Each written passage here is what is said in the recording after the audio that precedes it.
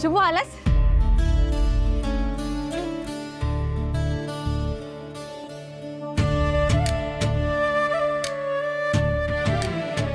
श्रावणीला तर काय सांगू?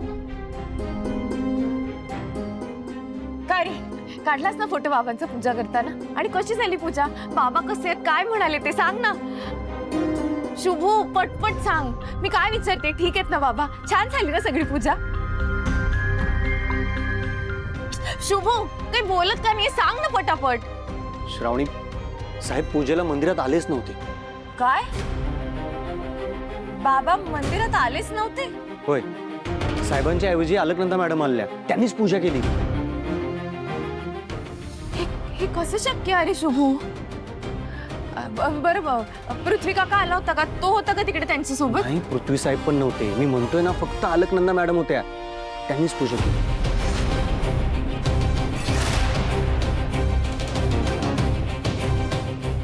श्रावणी शांत हो. बघ, साहेबांचं काहीतरी काम निघालं असेल म्हणून ते आले नसतील. तू काळजी नको करूस. हा नाही शुभू, असं नाही. मला माझ्या बाबांचा स्वभाव चांगला माहिती. अरे मागच्या वर्षी त्यांना 101 ताप होता. डॉक्टरांनी बेडमधून उठायचं नाही असं सांगितलं होतं, पण तरी सुद्धा ते वेळेवर पूजेला पोहोचले होते. ही पूजा त्यांच्यासाठी खूप महत्वाची आहे. ती चुकवणं शक्यच नाहीये रे. नाही, तू श्रावणी बरोबर बोलायलास. साहेब लय आजारी पडले नसतील ना? शुभू, मला ना खूप काळजी वाटते. नक्की बंगल्यावर काहीतरी भयंकर घडलंय. श्रावणी तू शांत हो. एक काम कर, तू अपर्णा मॅडमसनी फोन लाव, आपण त्यासनीच विचारूया. हा थांब. मी लावते.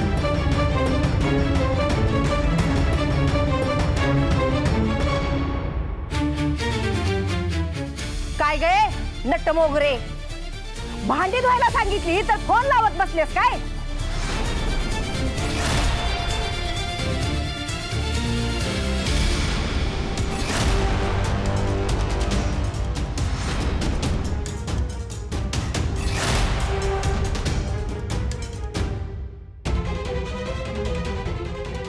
काय गे नट्ट मोगरे, या घरात पाऊल ठेवताना तुला बजावून सांगितलं होतं ना, तुझ्या घरच्यांशी संपर्क ठेवायचा नाही म्हणून?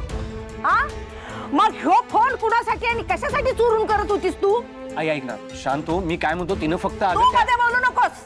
गप्प बस. मी हिच्याशी बोलतोय ना. सासूबाई, मला माझ्या बाबांची काळजी वाटते म्हणून फक्त. तुझ्या बाबांची काळजी वाटते, मग मी काय करू? हा, होय का? मला कुठलंही कारण चालायचं नाही सांगून ठेवती. ही पडलेली भांडी घासायची आणि पटकन घरात यायचं. काय लाका मला आली मोठी. हे घे फोन तुझा. आणि परत जर फोन लावताना मला दिसलीस तर मी हाय आणि तू हाय. कळलं काय?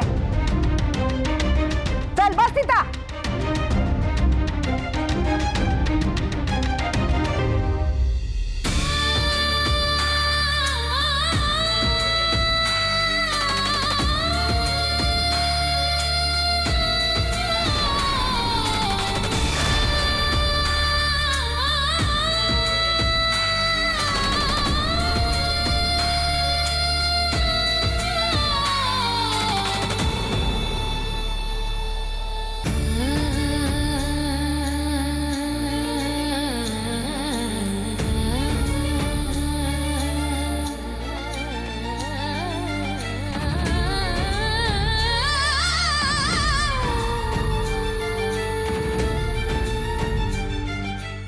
रुद्र, आज मी खूप खुश आहे.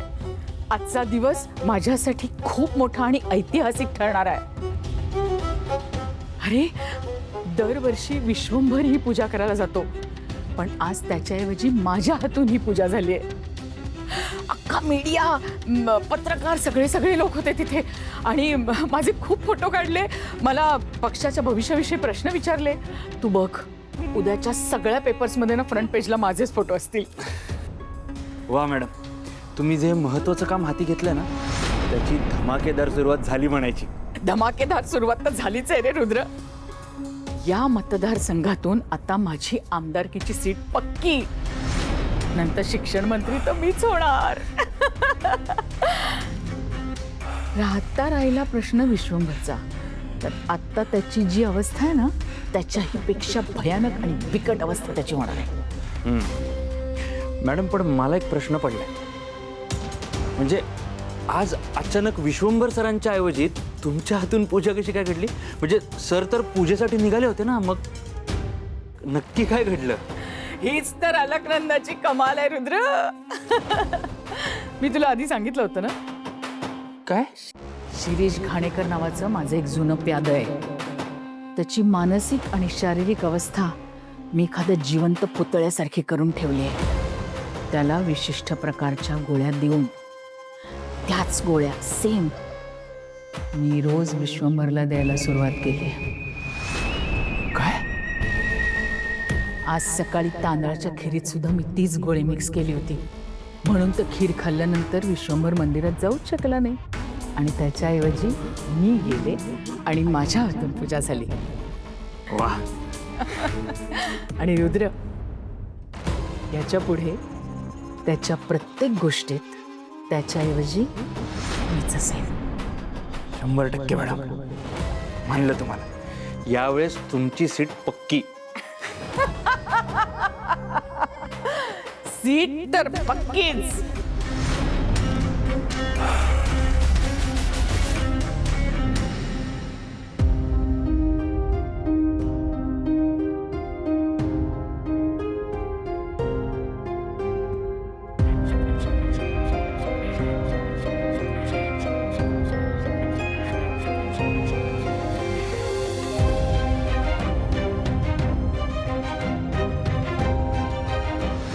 शुभू, पटपट सांग, मी काय विचारते. ठीक आहेत ना बाबा? छान झाली ना सगळी पूजा?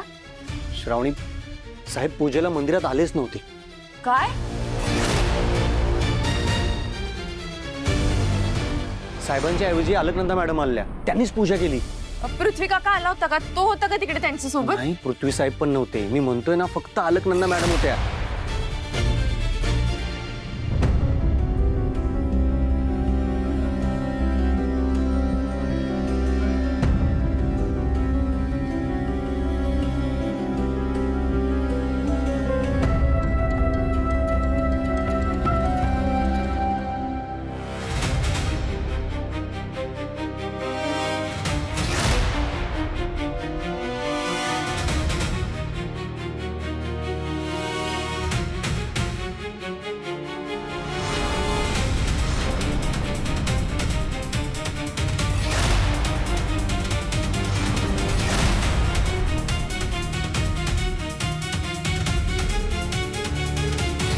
या घरात पुन्हा पाऊल ठेवायची हिंमत करायची नाहीस.